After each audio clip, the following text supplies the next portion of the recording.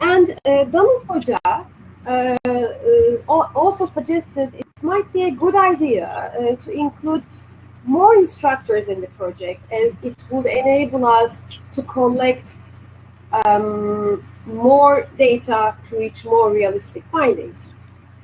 That's basically how the other 6 members of the group joined the project. And we became a big dream team. So this is our big team.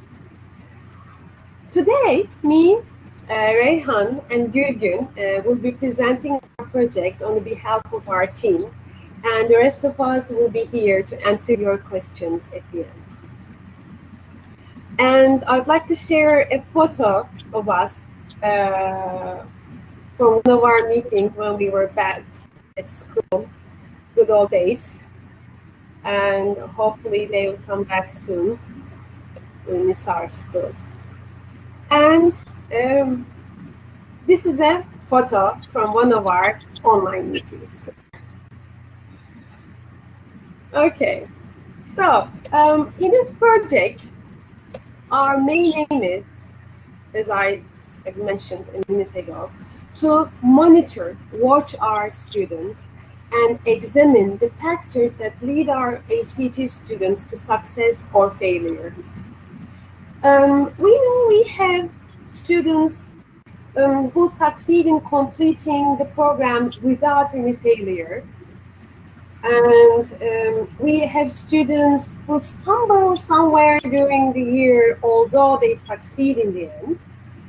And we also have students who give up and unfortunately drop out somewhere along the road. And finally, we have students who manage to reach the prize somehow, but fail. So when we set off, our intention was to try to find out if there was a pattern and a profile of students for each group, and if there was, how we would be able to gather that information. That's what we had in mind while preparing our questionnaire. So I'm going to hand it over to Reyhan here to share the procedures that we followed during the project. Reyhan. Yes, good morning. I'm here. I hope you're all fine. So I'm going to continue where Didem has just left. I will be talking about the procedure, the structure, the data collection, how the data was analyzed, and I will mention about our monitoring work after Corona. Well, let's start with the procedure. To accomplish what we started required meticulous data collection and the analysis of the data that we would gather. Since the base of our project was fully student-oriented, we needed our students sincere, voluntary, and most importantly, their consistent cooperation in our study. So, our very first concern was to pick students who were willing to cooperate. As we wanted this study to show us the results that do not reflect or focus only on the students who succeed or only on the students who fail, we tried to create a variety in profile as much as we could. The students were from different backgrounds and they had different circumstances in their language learning expeditions. Each of us, each team member had 5 students to examine, and we totally examined 40 students having different backgrounds and having different attitudes in and outside the class. And they were actually our students in our very own classes. So, as much as we could, we tried to observe the variety in the gender, in the faculty or department, and the school or schools that we studied before coming to our university. And later on, with the help of Donald Hoca, we were able to examine their score at the placement test exam given in the very beginning of our academic year. And we also examined their scholarship status and so on. Donald Hocam, thank you very much. He helped us greatly by providing us with the detailed information about the students that we chose to study with. Here, you can see it. All right. Here, well, actually, I do not want you to read it, but just have a look at it, how detailed information he, provided us. Thanks to Donald Hocam, we could also see the students' status in the administrative perspective as well, their attendance and etc.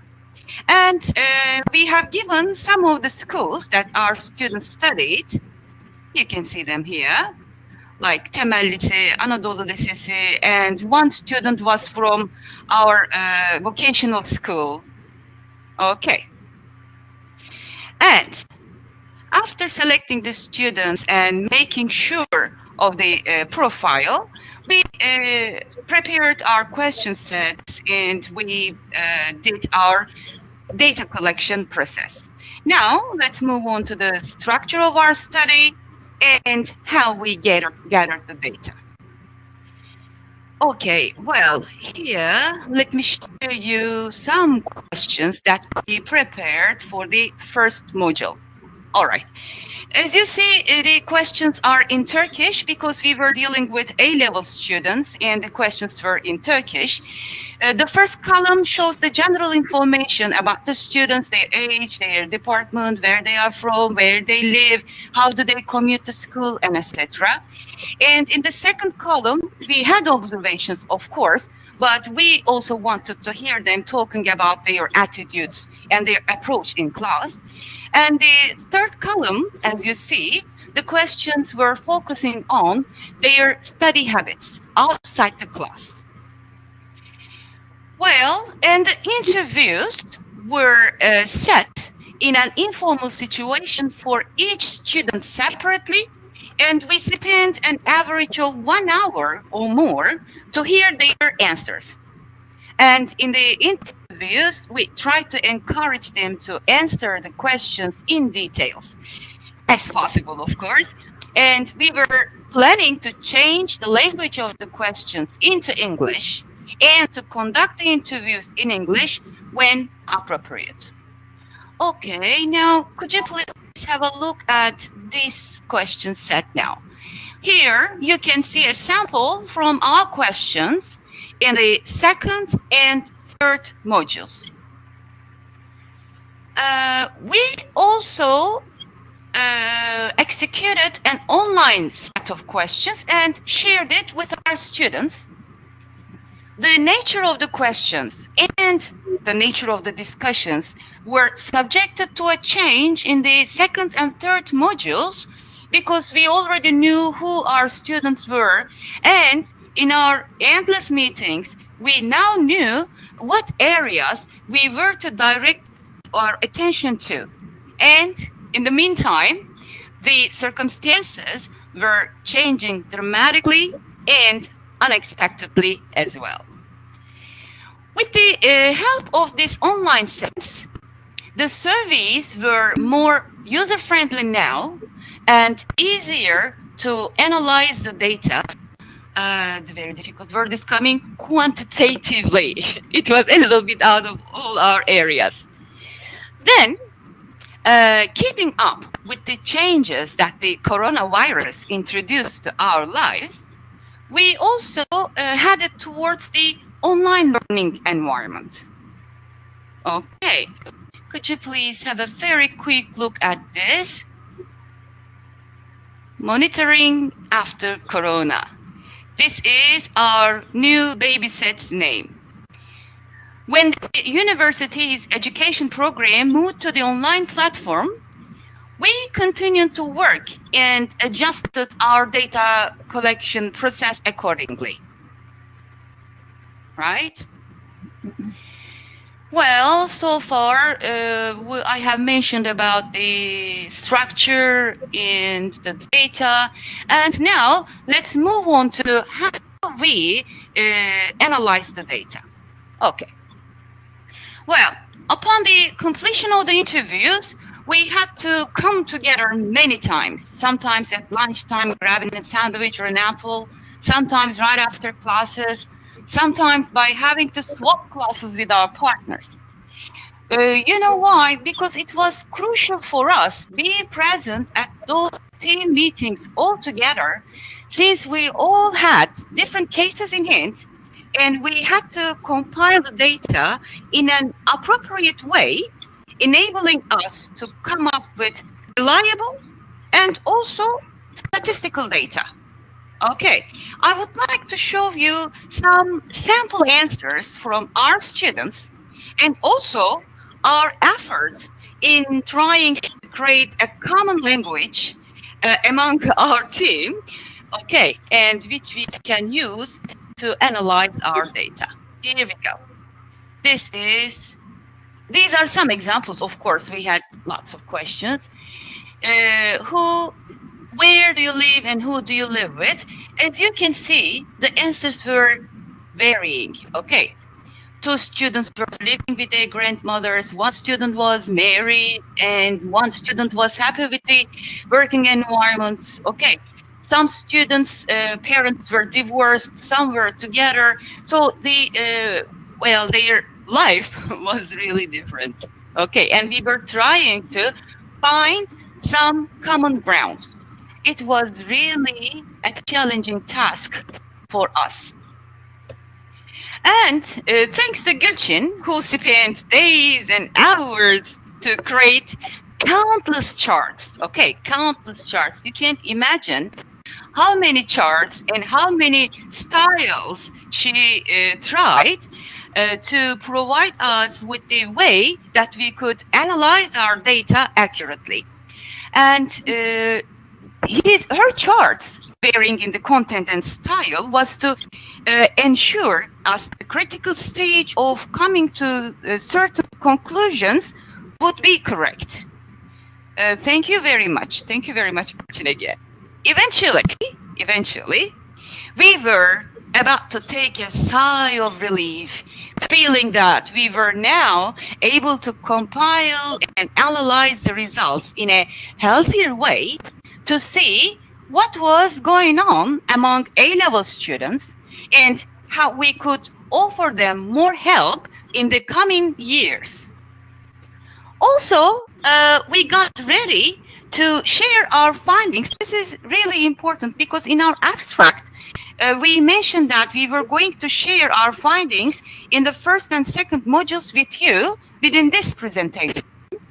However, when we gave it a second thought, after having hours of discussions, we decided not to share those findings now, since it would be too soon to lead us to jump in some certain conclusions, and it would not be healthy to come to a conclusion without seeing the PI results of our A-starter students, which the PI examination is given at the end of the academic year. So we had to wait to see how successfully our A-level students would do in the end of the academic year. So we thought it would be a good idea not to share what we have gathered so far. And now, Gülgüncüm, it is your turn now. Gülgün will explain us the fate of this love story. Gülgüncüm, here you go. Thank you very much. Thank you so much, Reyhan, for this nice story. Okay, friends, thank you for joining us, first of all. Since the circumstances changed dramatically, we couldn't finalize our project and acquire adequate data and accurate data. The data we have gathered so far is unfortunately not appropriate for a complete and detailed evaluation. That's why we decided just to introduce our project to our colleagues rather than to present the outcomes. We want you to know that this project is not over and will change in nature regarding the present situation. Next year, if all goes well and if we return back to our normal lives, we'd like to apply the project again with accurate figures until the end of the year, because we set off this long journey with the aim of analyzing the reasons behind success or failure of A-starter students in 4 modules and PI exam. That's all we wanted to share about this journey. We also want to ask you if you have any ideas or suggestions that will contribute to the development of this project.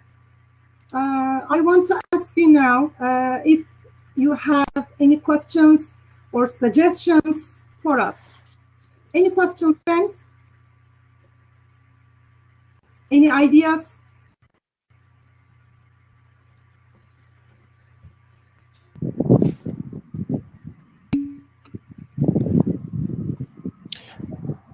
I have a question. Can I ask a question? Yes, please. Thank you. So, I mean, did you get anything out of this to this point that makes you think, we could even try this next year? Okay. Gülgüncüm, if you could allow me, I would like to show some of our findings. All right. Thank you very much. All right. Well done, hocam.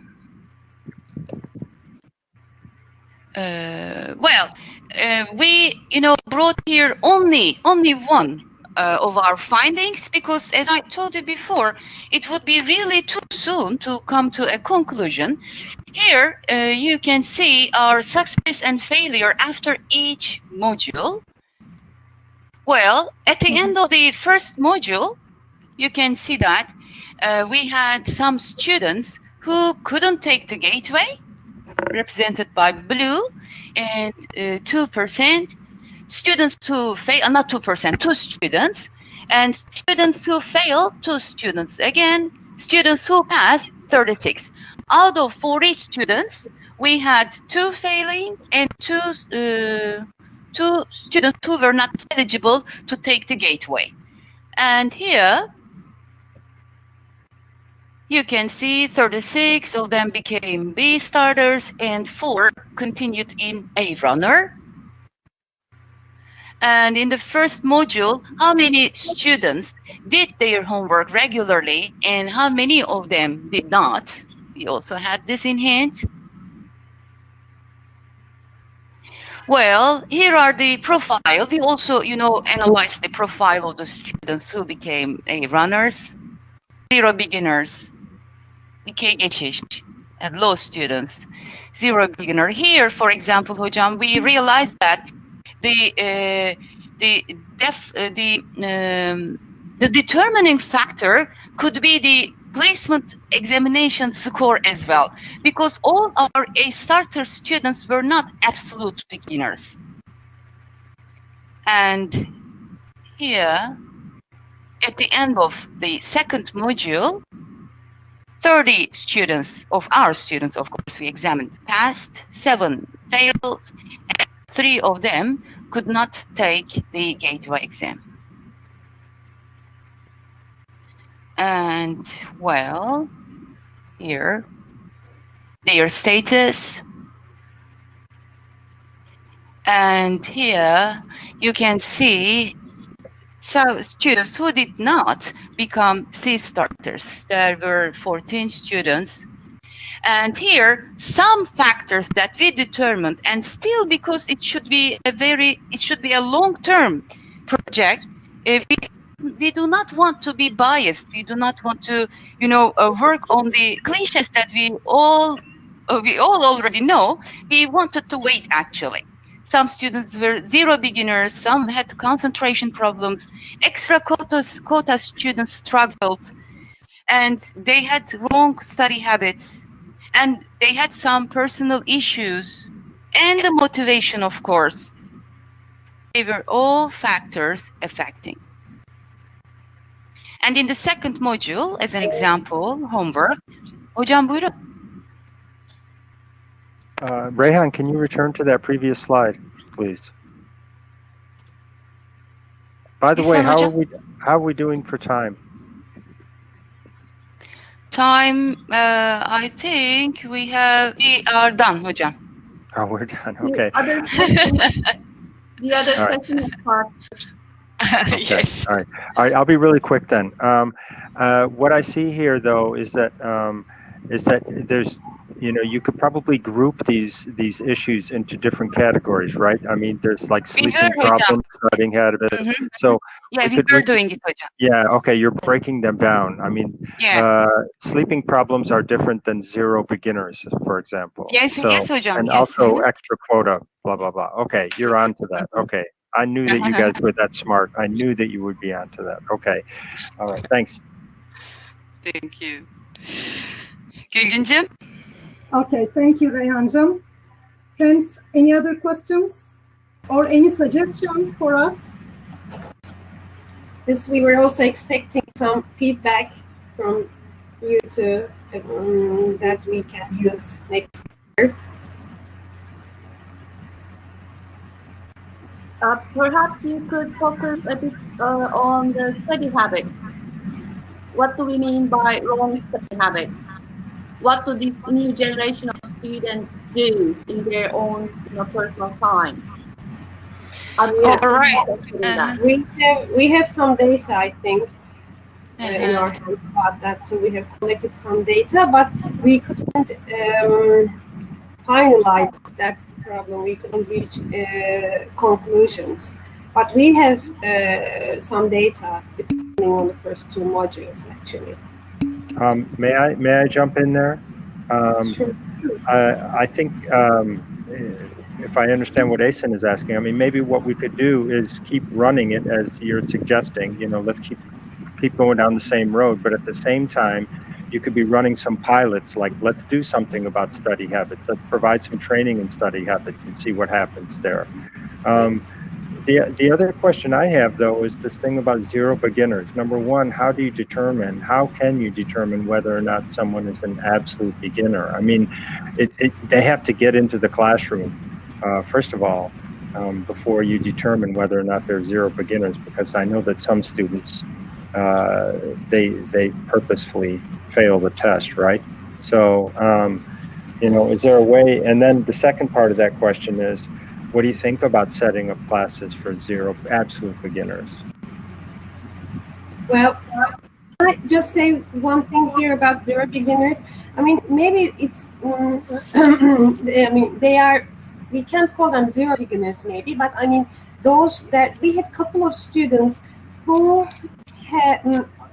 were coming, and because we looked at their backgrounds as well, who were coming from state schools and public schools, and literally studied no English.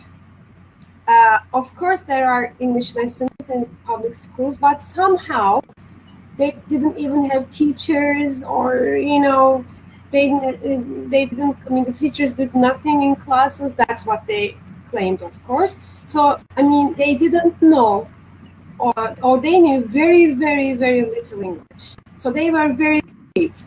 So maybe we can classify them next year, or according to our, of course, students, weak, very weak students. And the problem was, when they were with the other beginners, they had a lot of trouble in coping with the program. If not, if not in A level, they definitely had some problem later on. Yes, Reyhan. And Donald hocam, you had another question about their study habits. No, sorry, wrong thing. We had some. Hocam, just a minute. Here, I'm really sorry. Okay, I'm sharing it at the net. All right, study habits outside the class. We also were gathering data about it. And our question was, are you doing your homework regularly, on a regular basis? And we had our answers here. Some said never, some said always. And in our interviews, we forced them to answer us in detail about the reasons. And another one, how much time do you spend on doing your homework? We got their answers and we analyzed the answers. And how long do you spend a day? We also, try to focus on the skills in English. This was about reading. How long do you study for reading activities outside the class? We also had the timing. And also here, we ask them to give us the resources that they use, the books, the websites, or whatever they have, the websites that they were following.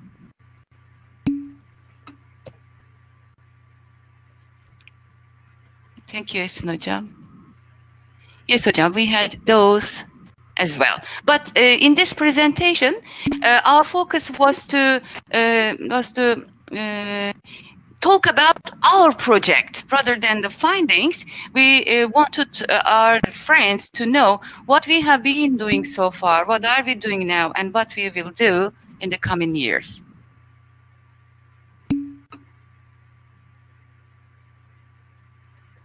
It is in progress, isn't it? That's correct. It is in progress, yeah.